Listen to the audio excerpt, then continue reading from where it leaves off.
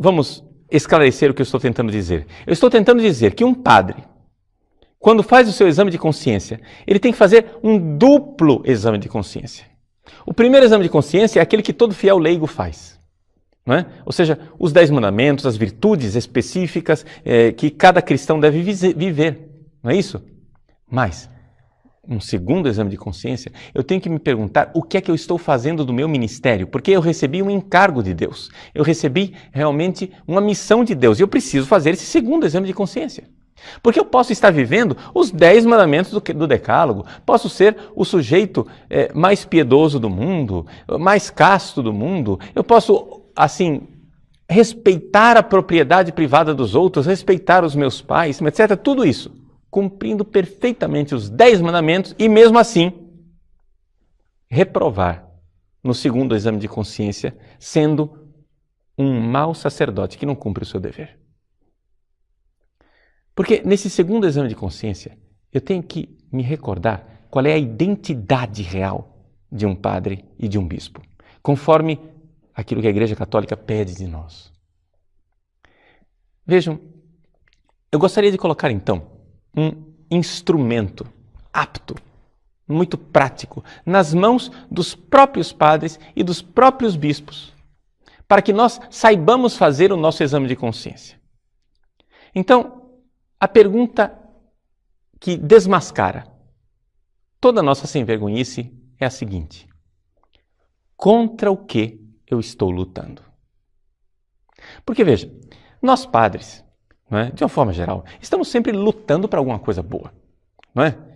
Eu estou lutando em favor dos pobres, eu estou lutando contra a injustiça, eu estou lutando para que as pessoas rezem mais, eu estou lutando para que as pessoas se confessem mais, eu estou lutando para promover a pastoral, eu estou lutando para erguer um salão paroquial, eu estou lutando para ter uma melhor catequese, etc. Muito bem, essas lutas positivas, elas são muito boas, válidas e necessárias. Mas existe uma coisa que nos desmascara. Quando nós nos perguntamos contra o que é que eu combato.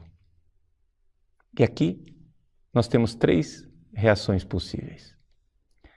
Um padre pode ser omisso. Ele não está lutando contra nada. Ou seja, ele está simplesmente de braços cruzados, bancando o bom moço, né? Fazendo uma bella figura, como dizem os italianos, e assim o cara quer sair bonito na foto. Ele não vai lutar contra ninguém. Ele é o Mr. Politically Correct, né?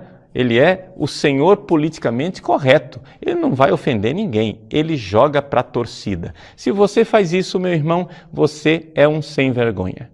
Por quê? Porque o padre politicamente correto é um padre que está mais preocupado em agradar a torcida do que em servir a Deus.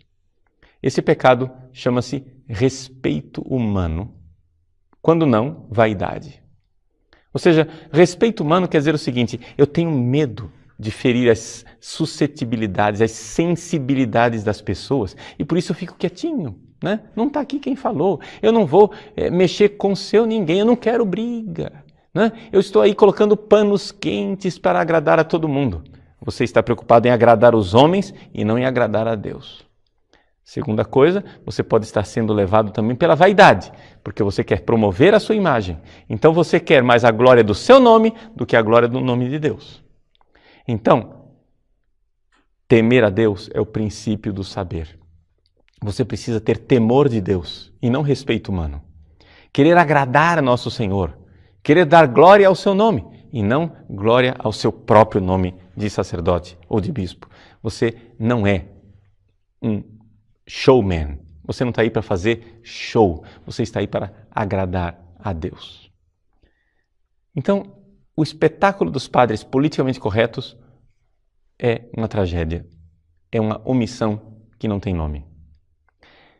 Segunda possibilidade, que o padre esteja lutando contra as coisas corretas. Não é contra as coisas que ele deveria realmente lutar.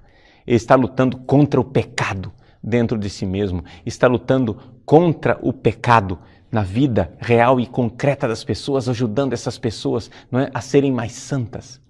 está lutando contra a heresia, está lutando contra a apostasia, está lutando contra a falta de fidelidade ao Papa, está lutando contra os abusos litúrgicos, está lutando contra a falta de sacralidade nas nossas igrejas, está lutando contra a falta de modéstia na forma das pessoas se vestirem, está lutando contra o alcoolismo e as drogas desenfreadas, está lutando contra o sexo desregrado e a fornicação que está acabando com a vida dos nossos jovens. Se esse padre está lutando essas lutas que são as lutas da igreja e de nosso Senhor Jesus Cristo, muito bem.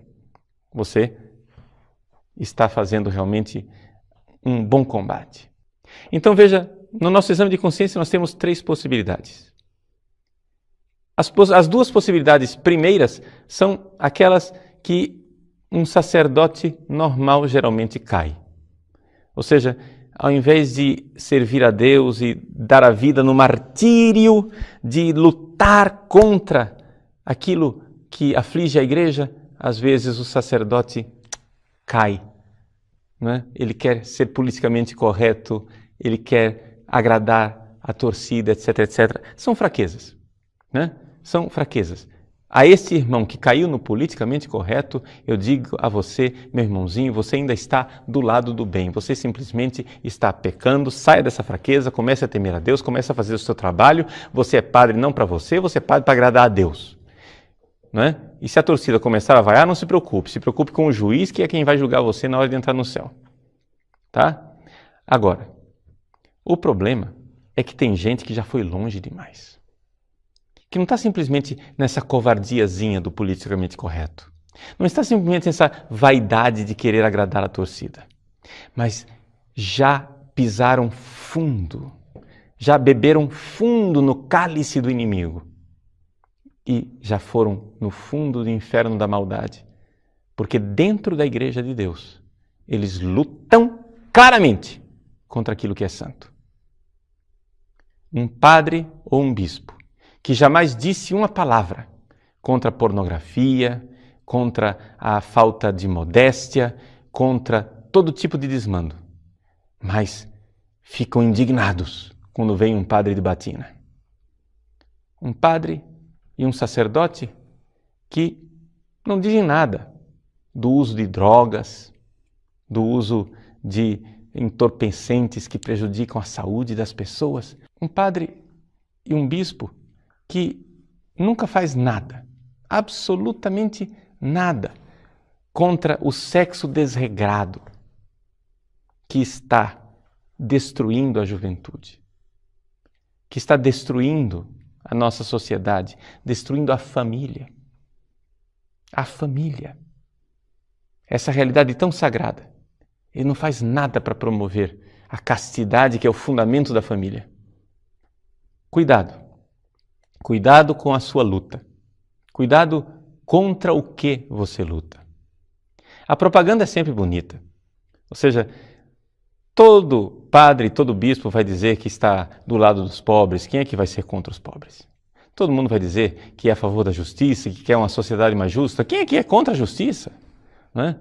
Todo mundo vai dizer que quer a promoção do reino de Deus, porque afinal quem é que vai dizer que é contra o reino de Deus? Mas é na luta. Contra o que é que você luta. Não somente o que você promove positivamente. O que você promove positivamente faz parte da propaganda. As coisas contra as quais você luta faz parte da sua verdadeira agenda. Qual é a agenda destes padres e destes bispos? Contra o que eles estão lutando? Ou nós estamos no mundo do faz de conta em que não existe maldade? Nós estamos no mundo da Poliana, onde tudo é lindo. Nós estamos no mundo da Alice, no País das Maravilhas. Não. Nós estamos no mundo real, ferido pelo pecado. E, pelo que me consta, quando nosso Senhor Jesus Cristo escolheu os 12 apóstolos, ele escolheu realmente homens marcados pelo pecado original. A Virgem Santíssima não estava no número dos 12 apóstolos. E desses 12, um traiu e se enforcou, o outro negou, outros 9 deram no pé, e somente um, João, ficou aos pés da cruz. Isso deve servir para o nosso exame de consciência como sacerdotes. Somos então 3 tipos de padres. Aqueles que quiseram agradar a torcida, deram no pé. Aqueles que realmente fizeram o serviço de Satanás, traíram Jesus explicitamente. E somente um ficou ao pé da cruz. Esse é o exame de consciência que nós precisamos fazer. Agora, se você realmente traiu Jesus e começou a fazer o trabalho do diabo, você tem uma escolha. O caminho de Pedro ou o caminho de Judas. O caminho de Pedro foi o caminho do arrependimento. O caminho de Judas foi o caminho do desespero. O caminho que eu não desejo para ninguém. Vamos rezar. Vamos rezar pelos nossos padres e pelos nossos bispos, para que saibam fazer o seu exame de consciência. Saibamos que somos católicos. E a Igreja Católica sempre admitiu que seus papas, seus bispos, seus padres eram homens pecadores, com a alma em perigo, que precisam fazer um exame de consciência. Se existem alguns padres e alguns bispos que não gostam do Padre Paulo Ricardo e do seu site, porque o Padre Paulo fala mal de padres e de bispos, eu ousaria dizer que esses bispos e esses padres podem estar em 2 grupos. Ou não conhecem direito o nosso site e aquilo que nós estamos colocando no ar, ou então simplesmente estão fugindo do seu exame de consciência.